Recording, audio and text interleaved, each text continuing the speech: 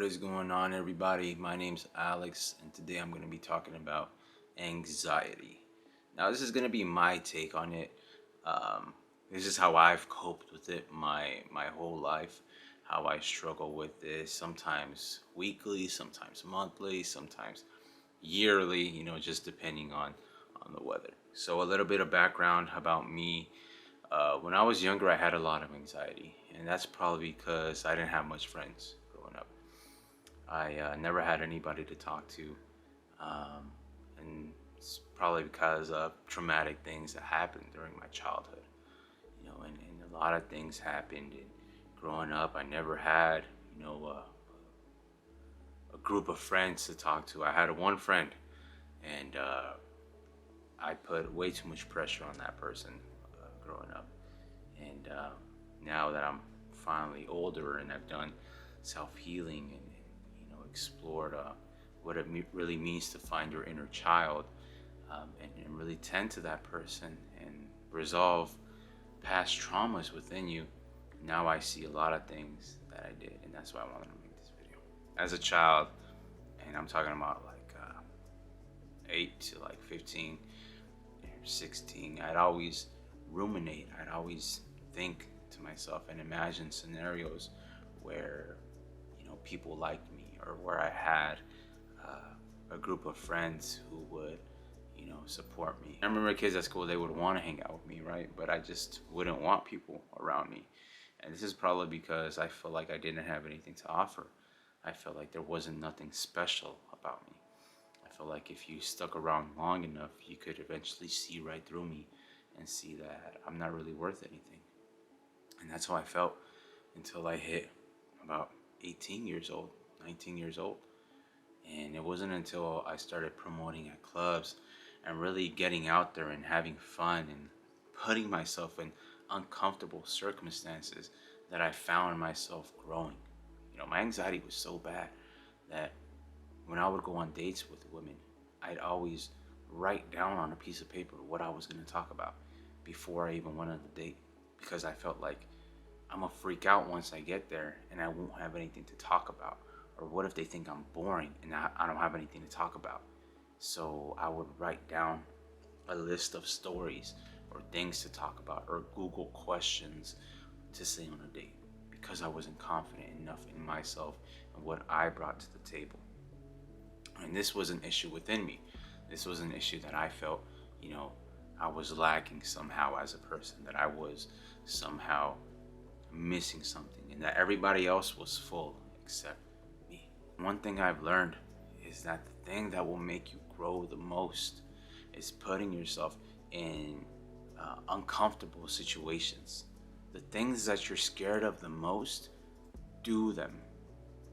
Do them. If you're scared of flying, start traveling. If you're scared of driving, drive to the corner. Face your fear. If you're scared to start your business, just start little by little. Face your fears. It doesn't matter if you fail. It doesn't matter if at the end of the day you can't do it. The point is that you tried it. What's the worst that could happen? You fail? What's the worst that could happen if you go and talk to that girl and she doesn't want you? Oh well, there's plenty of other fish in the sea. What if you put yourself out there for that guy? Oh well, you gotta really muster up the courage to grow and to put yourself out there. So that's number one. Just put yourself out there. Take risks. Do it afraid. Number two, worrying about your worrying will not decrease your worrying. Worrying about your anxiety, or whether you have a panic attack later, or if when you get on that plane you'll have a panic attack, or maybe if when you go out in public you'll get social anxiety. If you worry about that, that's not going to solve it. If you try to problem solve it like an equation in your mind, it's not going to fix it. There's nothing you could tell yourself really to fix something like that. Everything is done in this life by repetition. So if you want to get better at talking to girls, talk to a lot of them. If you want to get better at socializing and going out and eating in public, talking to people, then you have to go out and do that stuff. But I'm too afraid.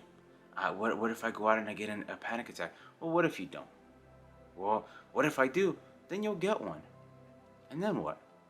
You'll go to bed at night, but you'll be happy that you went out. What we tend to do a lot is we tend to uh, see our anxiety, right? So if I have social anxiety, I only see myself at that restaurant sitting down in a panic state. I don't see myself leaving the restaurant full. I don't see myself laughing with my friends around me. I only have tunnel vision. And that's what anxiety does. It makes you have tunnel vision, because what your brain is essentially doing when you tell it to not think about something or not feel something is it looks for it now. It's like if I tell you right now, hey, don't think about a pink elephant. What are you thinking about? A pink elephant. If I tell you, hey, I'm in my boxers right now filming. Well, now you're thinking, when this dude's in his boxers filming. Thoughts are very influential, and they have an effect on your body. But rather, instead of seeing these thoughts or these negative thoughts or anxious thoughts as a and you're gonna see why I'm doing this right now, as a something that's bad, see it as an opportunity to grow. See it as an opportunity to expand who you are and your character. And the reason I'm doing this is because we tend to brand thoughts as negative or positive. Well, I'm excited right now, so that's great. But most of y'all don't know this. When you're excited and when you're scared or nervous or anxious, it's the same effect on your body. It's just you have accompanying negative thoughts, bad thoughts, intrusive thoughts, thoughts that are going basically against you, or thoughts that are basically not helping the situation. So what I like to do during those times is I like to tell my mind, thank you, mind, so much for that. I know you're trying to look out for me, right? That's your primal instinct, is to look out for me. Thank you, mind. But that information isn't useful to me right now. That's not really helping me right now. And I let the feeling stay there. Because when you have a thought, an anxious thought, a panic thought, it has an effect on your body. It goes straight to your amygdala. So let me just explain this to you real quick. If I have intrusive thoughts, and if you don't know what intrusive thoughts are, it's just thoughts that you don't like. Like there's this one example that me and my old best friend used to talk about. She said, I want to punch that baby, and to some people that's funny. I laughed, back then I was like 18. But to some people, I want to punch that baby is an intrusive thought, because it brings a violent image to their mind, or it makes them feel like, oh my God, what if I do that one day, right? So it's a negative thought that attaches to a negative feeling, and it goes straight into your eyes, into your brain, and into your amygdala. And your amygdala controls fear, and your amygdala basically sends out an adrenaline rush to your body to let it know, hey, we're in danger. We either gotta fight, we gotta flight, or we gotta freeze, or we're gonna be scared, right? And depending however you handle that, that's what happened in your body. That is exactly what happened in your body when you got that panic attack. All right, so how do I overcome this? Okay. When you're in that panic state, it's difficult to get yourself out of it. What I found for me is that what helps is the factors leading up to it. So if I have an intrusive thought, punch that baby, and that really scares me, oh my God, am I a bad person? I would just brush it off and just say, you know what? Thoughts are just thoughts. And we have a million of them a day. They can't all be correct. They can't all be funny. They can't all be entertaining. And I assure you, if everybody in this world would say what's on their mind, everybody would be crazy. People have the most random thoughts during the day, so you are not alone. Thoughts are just thoughts unless you attach a feeling to them, unless you attach fear to them. So instead of feeding that fear, which is causing those intrusive thoughts, because your mind is bringing them, remember, your mind is bringing them to you because it's saying, hey, we're scared of this. So remember, we're scared of this. We got to stay away from this. So it keeps bringing them to you, because it's trying to protect you, right? It's ironic. But what you do is you just say, hey, you know what? Thank you for that thought, but I'm not scared of that anymore. And then you habituate yourself. You could even use CBT, cognitive-based therapy, which is, basically just challenging the thought. Challenge it. Well, you know what? Am I really a bad person, or was that just a negative thought? Am I really having a panic attack, or is my body just reacting to a bad memory I had in my mind? Am I really going to be anxious about going out to dinner with my friends, or am I just remembering a bad memory, a bad experience that I had, and I'm closing myself off to new experiences in the future, right? Because the mind, again, has a way of giving you tunnel vision and not looking past your anxiety, not looking past at the positives, only at the negatives. And some days, your mind is going to be more sticky than usual. Some days, anxiety will get the best of you. And you know what you do on those days? You hug yourself. You say, it's fine. You've been doing a good job. You've been doing a good job. I love you. Now what's going on? Talk to me. Talk to me. What's going on inside of my body? What's going on in my mind? You know, did it really bug you that that person didn't say hi to you? Or does that make you feel like you did as a child growing up when your parents didn't want to give you attention, or when your father left you, or when you didn't have friends in high school? You know? So you really got to give yourself the benefit of the doubt in those situations. Now, when you're having a panic attack, trying to make this quick, this video is kind of going longer than I thought it would. When you're having a panic attack, there are a few things, plenty of things you could do. I like to use my senses to basically ground myself and really feel the environment around me. So if I'm feeling in this panic state, I like to smell what's around me. Maybe somebody's cooking some pizza, you know, down the street. I could smell it. Maybe the cologne of my partner or my cologne. I smell it. Okay, I put that on this morning. It smells good. All right, now let me touch 3 things. Let me feel something. Let me feel this camera. Let me feel the ground, or let me feel this tree. Let me feel this tree. Let me feel this grass. You know, you start feeling things. Now, what do I hear? Close my eyes. What do I hear? Cars passing by. I hear, you know, my partner. I hear my friends. I hear people laughing down the street. You know, I hear music in that bar. They must be having a great time. You know, and then what do I see? You know, I see the sky outside. I see mountains. I see the wind blowing. And all the meanwhile, you take deep breaths into your cavity, into your chest. Not up here, not too low, right in the middle.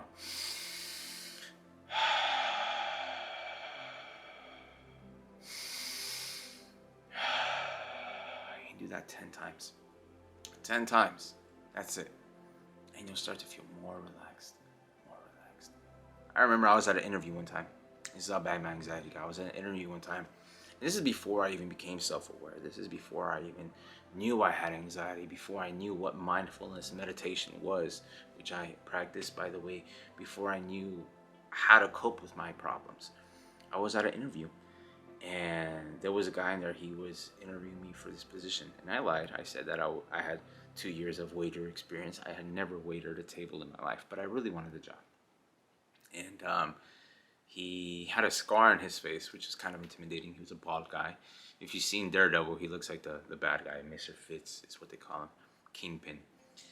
And he was just looking at me straight in the eye. And I didn't like people looking me straight in the eye. Now watch this. In the middle of the interview, I started to stutter. And I could feel the tension coming up to my chest. I could feel it. I could feel the blood starting to go in my body. Now, what had happened?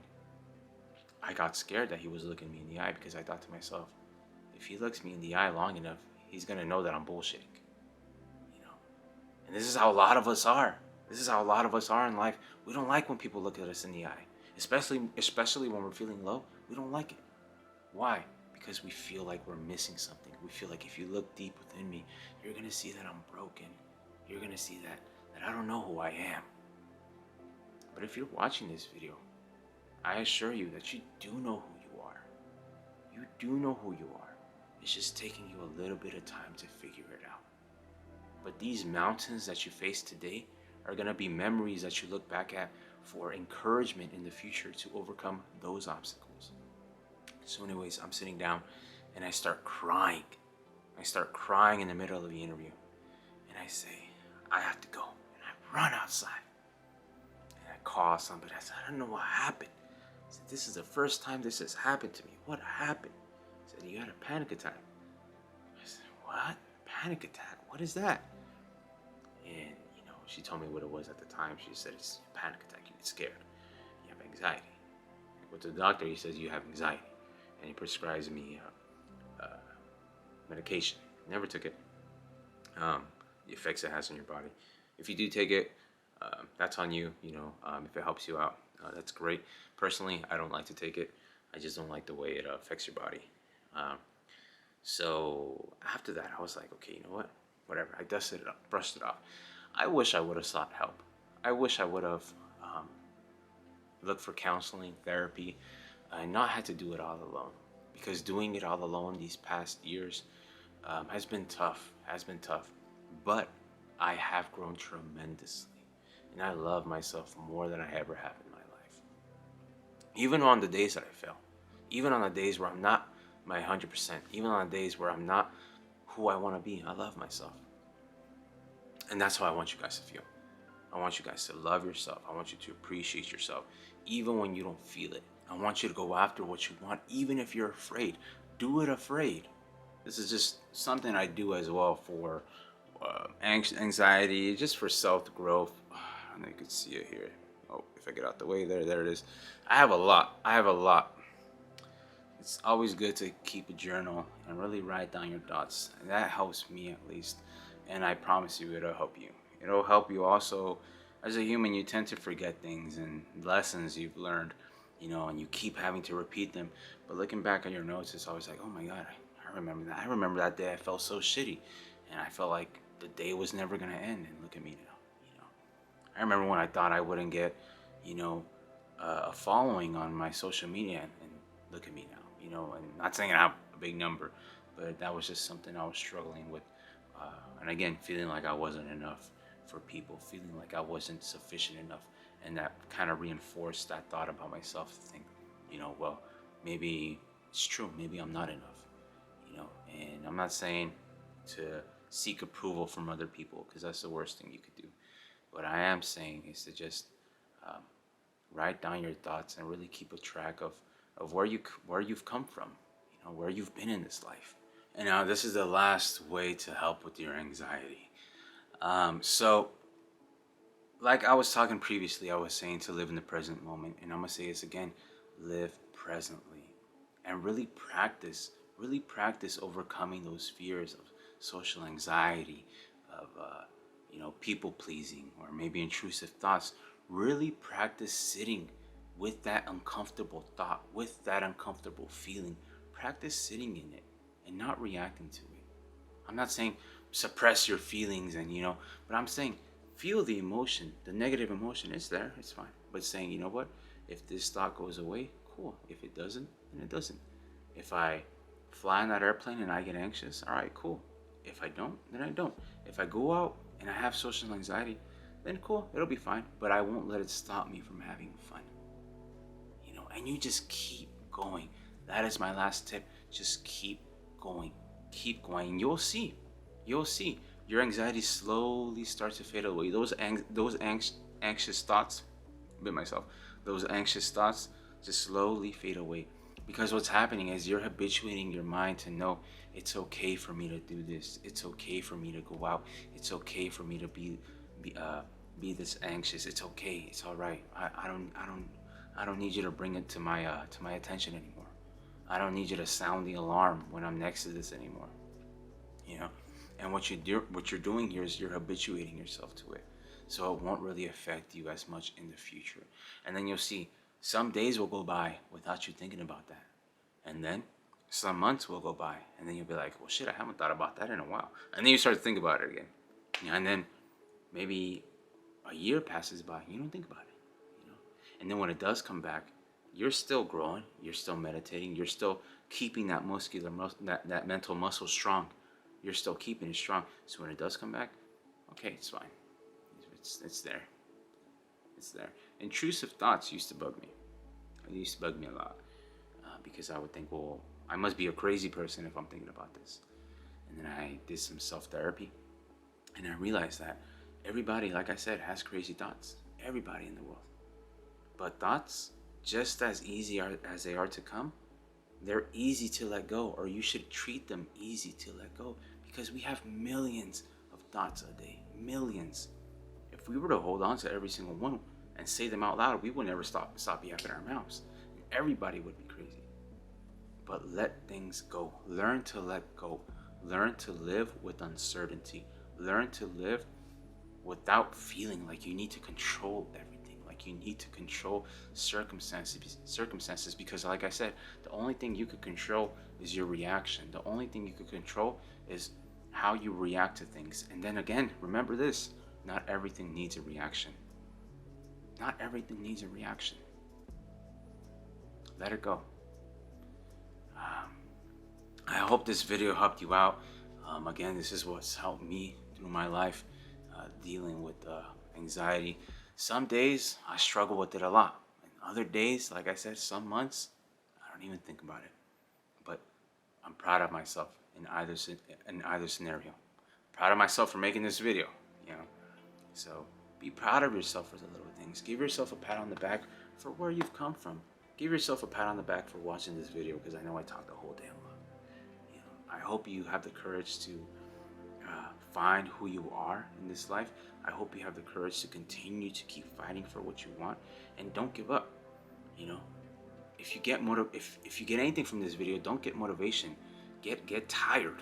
Get tired of being sick and tired. That's where I got. I said, I'm tired of being sick and tired. And when that runs out, then I'll be persistent as hell. And when my persistence runs out, then I'll have fucking tears going down my face, and I'll use my tears to catapult me or to drive me to where I want to be. But nothing is going to stop me.